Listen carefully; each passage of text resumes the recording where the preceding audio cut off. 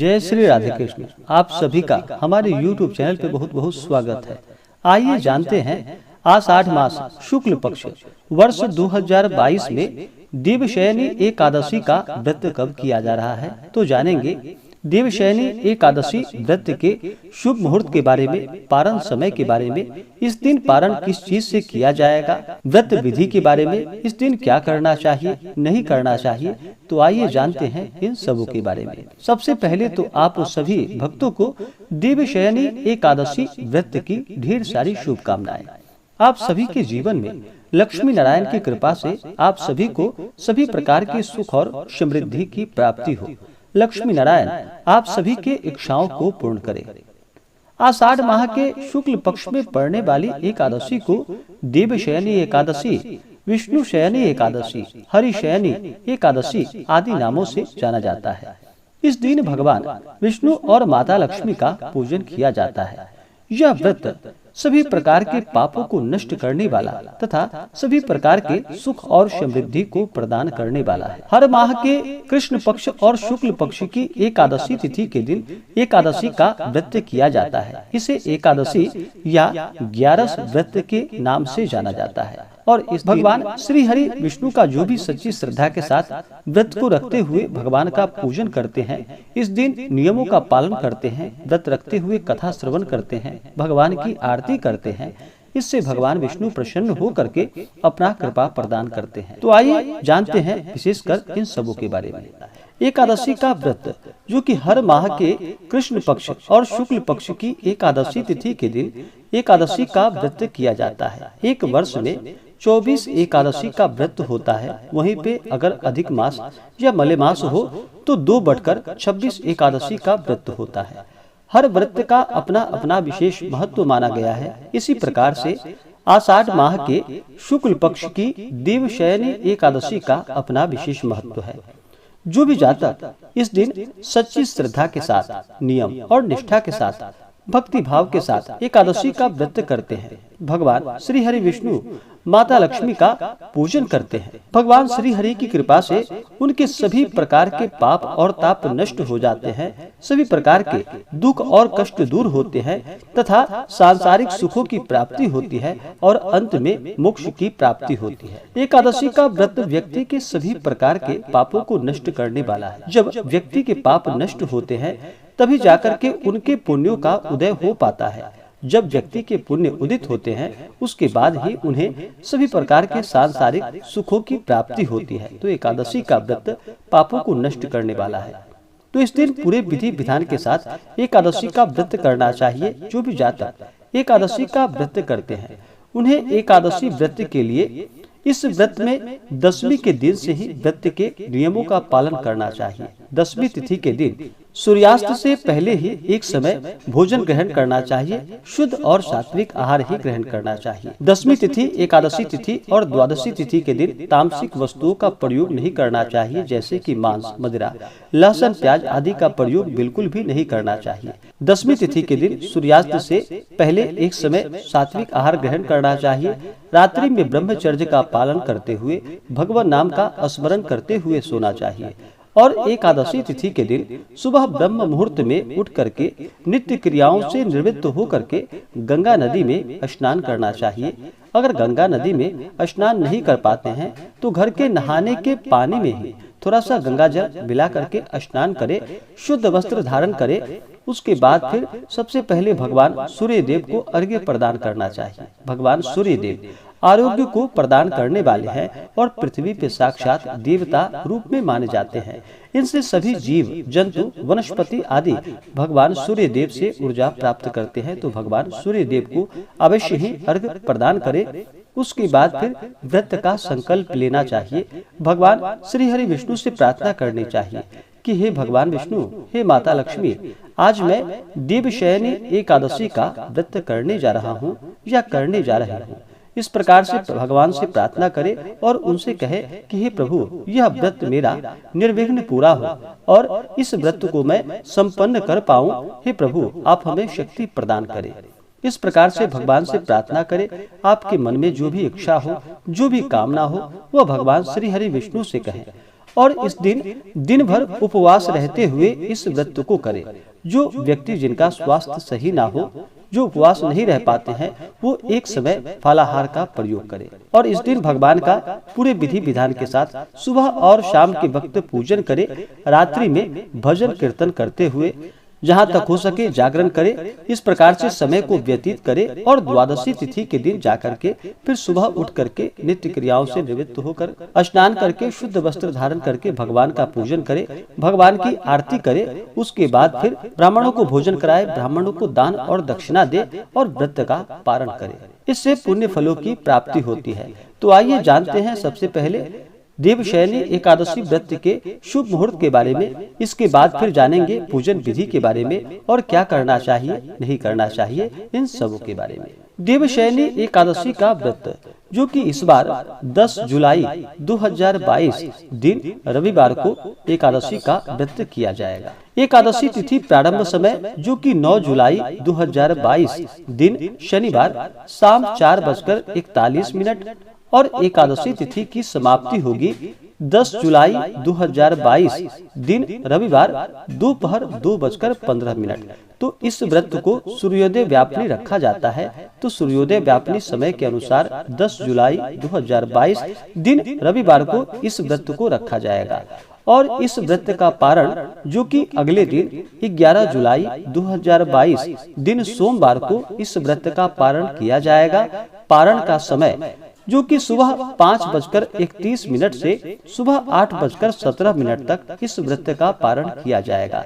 इस बार देवशयनी एकादशी व्रत का पारण जो कि यवचूर्णेन पारणम यानी कि जौ के चूर्ण से पारण किया जाएगा। जौ जो कि भगवान विष्णु के ऊपर जौ और तिल उन्हें अर्पित की जाती है, तो उसी के चूर्ण से इस व्रत का पारण किया जाएगा। यह अगर संभव ना हो तो तुलसी दल या फल से व्रत का पारण करें। लेकिन ध्यान रखें, एकादशी तिथि के दिन तुलसी पत्र नहीं तोड़नी चाहिए। जहाँ तक हो सके द्वादशी तिथि के दिन भी तुलसी पत्र नहीं तोड़नी चाहिए। तो आप उससे पहले ही भगवान के पूजन के लिए तुलसी पत्र तोड़कर रख ले और उसके बाद फिर उस तुलसी दल का प्रयोग करें, क्योंकि भगवान विष्णु के पूजन में तुलसी दल का बड़ा ही विशेष महत्व होता है। भगवान विष्णु को तुलसी दल अर्पित की जाती है और भोग लगाते वक्त भी भगवान को तुलसी दल चढ़ाया जाता है। तो इस बात का ध्यान रखें।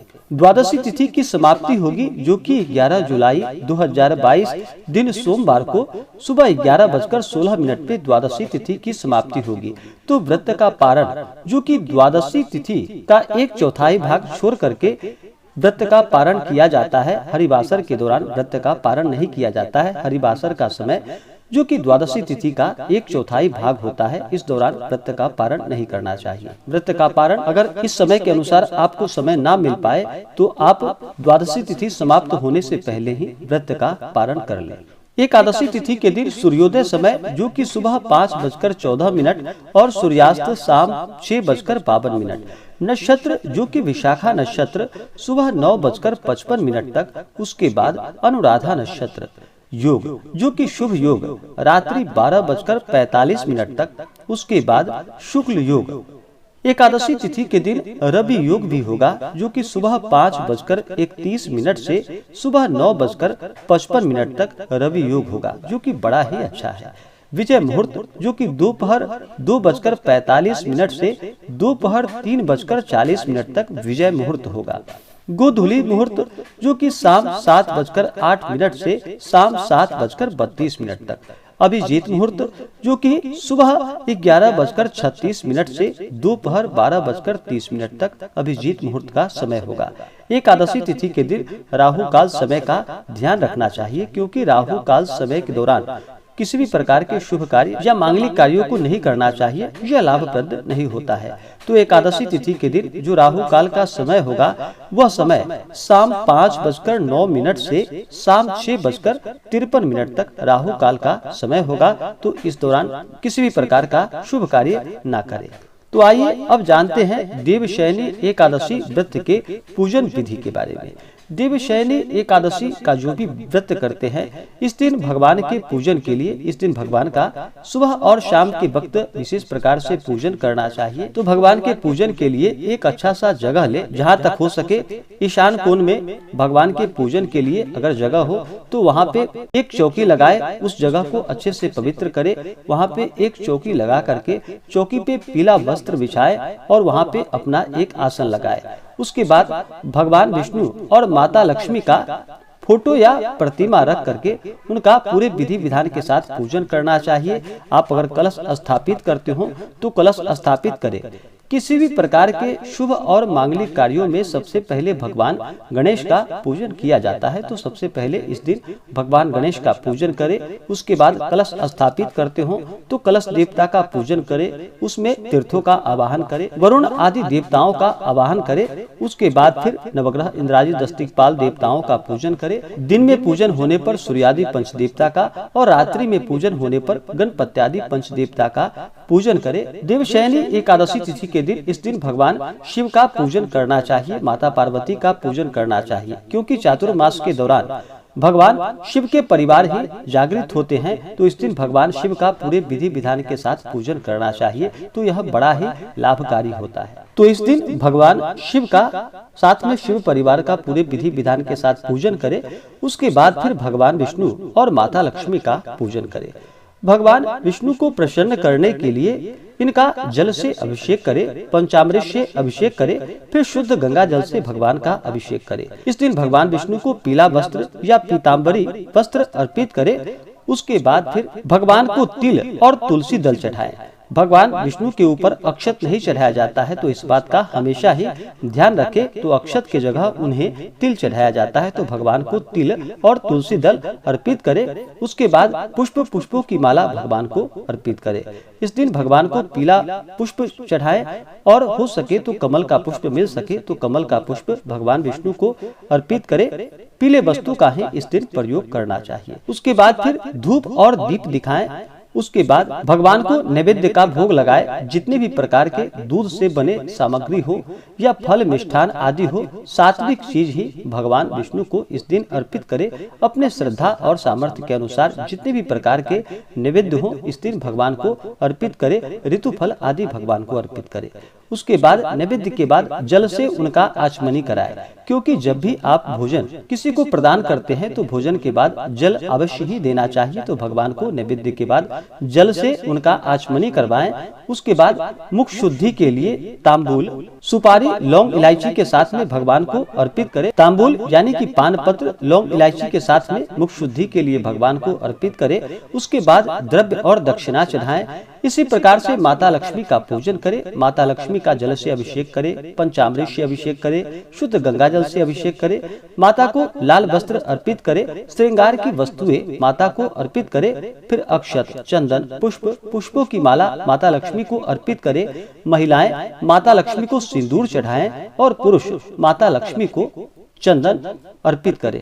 उसके बाद धूप और दीप दिखाएं। अनेक प्रकार का नैवेद्य अपने श्रद्धा भक्ति भाव के साथ अर्पित करें। नैवेद्य के बाद जल से आचमनी कराए, द्रव्य दक्षिणा चढ़ाए। मुख शुद्धि के लिए तांबूल, इला लवंग यानी कि पान पत्र, लौंग, इलायची के साथ में अर्पित करें। इसके बाद फिर देवशयनी हरिशयनी एकादशी व्रत का कथा श्रवण करे। इसके बाद भगवान की आरती करे।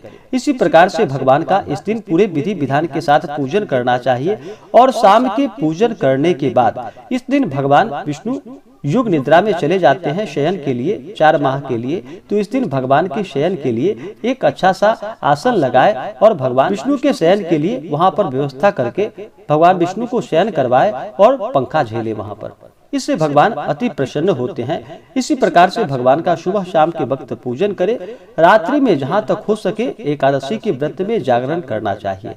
रात्रि जागरण करने से भगवान अति प्रसन्न होते हैं। तो रात्रि में जहाँ तक हो सके जागरण करते हुए, भजन कीर्तन करते हुए समय को व्यतीत करना चाहिए। और अगले दिन जाकर के फिर द्वादशी तिथि के दिन समय के अनुसार व्रत का पारण करना चाहिए। अब आइए जानते हैं कि देवशयनी एकादशी व्रत के दिन क्या करना चाहिए, क्या नहीं करना चाहिए।